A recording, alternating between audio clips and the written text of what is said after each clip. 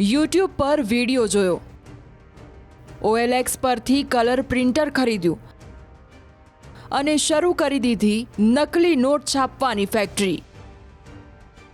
પોલીસના જાપ્તામાં ઉભેલા આ બંને ભેજાબાજ આરોપીઓ ઘરમાં જ નકલી નોટ છાપતા હોવાનો પર્દાફાશ થયો છે, જેના માટે તેણે ભાડે મકાન રાખ્યું હતું, પરંતુ દિવસે નોટ છાપવાની હોય ત્યારે પત્નીને પિયર મોકલી દેવાતી અને બાદમાં બંને મિત્રો મળીને નકલી નોટ છાપતા હતા। ઘટના નડિયાદની છે, જ્યાં વોરવાડ ધુપેલીના ખાંચામાં SOGએ દરોડા પાડીને ભાંડાફોડ કર્યો છે।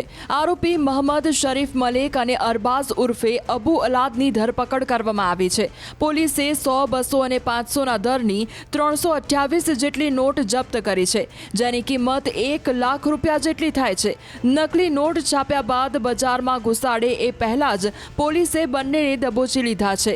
ભેજાબાજ આરોપીઓ અસલી નોટમાં જે સિક્યોરિટી થ્રેડ એટલે કે પટ્ટી હોય છે એવી પટ્ટી બનાવવા માટે ડેકોરેશનમાં કે ગિફ્ટ પેક કરવામાં જે સેલો ટેપ વપરાય છે એવી ટેપ વાપરતા હતા। 2 આરોપીઓ પકડાયેલ છે, બંને મિત્રો છે અને આ પ્રિન્ટર એમણે યુટ્યુબ ઉપર આ જે બનાવટી નોટો બનાવવાના વિડીયો જોઈ અને એ પ્રિન્ટર એમણે OLX ઉપરથી ઓનલાઈન મંગાવેલું છે અને જે પેપર્સ છે એ 70 એની થિકનેસ 70 mm જેવી GMS જેવી છે અને એની મદદથી એ લોકોએ યુટ્યુબ ઉપર વિડીયો જોઈ અને આ નોટો બનાવેલી છે।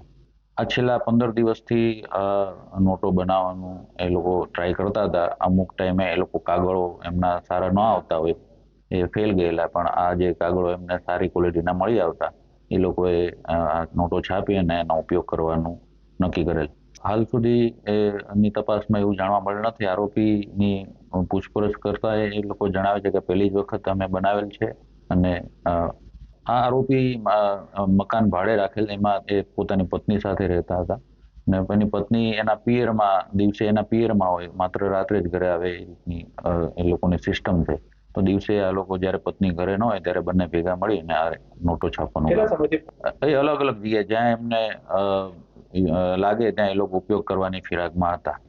આરોપીના ઘરમાંથી કલર પ્રિન્ટર તથા ટોનર ઇંક તથા A4 સાઇઝના પેપર તથા પેપર કટર તથા આ સાધનોની મદદથી બનાવેલ ભારતીય ચલણની બનાવટી નોટો નંગ 500, 200 તથા 100ના દરની કુલ નોટો નંગ 328, જેની કિંમત 1,03,600 થાય છે તથા અસલ આ જ બનાવટી જે ચલણી નોટો છે તેની અસલ નોટોનો ફોર્મો પણ મળી આવેલ। જે મુદ્દામાલ મળી આવતા FSL તથા રાષ્ટ્રીયકૃત બેંકના અધિકારીને પણ સ્થળ ઉપર બોલાવી નોટોની ચકાસણી કરેલ અને આ અનુસંધાને BNS એક્ટની અલગ અલગ કલમો થી કાયદેસરની કાર્યવાહી કરી અને ગુનો રજીસ્ટર કરવામાં આવેલ।